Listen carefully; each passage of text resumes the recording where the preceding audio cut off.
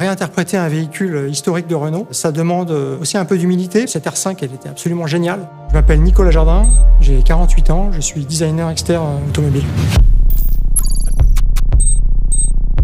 L'objectif était clair, c'était de réinterpréter la R5 de l'époque, mais de la propulser dans la modernité. La R5, elle avait ce regard tout à fait particulier et on a beaucoup déployé d'énergie pour essayer de justement focaliser là-dessus et pour faire en sorte que sur notre concept, ça soit un élément prépondérant, un élément vivant même. Donc le dessin animé promotionnel de la R5 dans les années 70 nous a vraiment donné l'envie de retraduire le côté vivant de la R5 prototype. Et c'est pour cette raison qu'on a vraiment cherché à retraduire le clin d'œil iconique de la R5 de l'époque. On a analysé un petit peu la géométrie de ce phare, ses proportions, ses contours, les valeurs de rayon même, à l'aide de photos, beaucoup de photos d'époque. Et en fait, on a redessiné notre phare en essayant de faire le tri là-dedans et de garder évidemment ce qui fait l'essence même du regard de la R5. On avait aussi bien sûr toutes les libertés d'aujourd'hui, puisqu'on a des technologies aujourd'hui, par exemple la technologie matricielle qui permet de faire des phares extrêmement compacts. On s'est inspiré des anti-brouillards de la R5 de l'époque pour intégrer dans la partie basse de la R5 prototype des feux diurnes qui sont ces gros carrés coins ronds. Le logo prend vie en s'allumant et déclenche une animation lumineuse qui s'étend jusque dans les phares.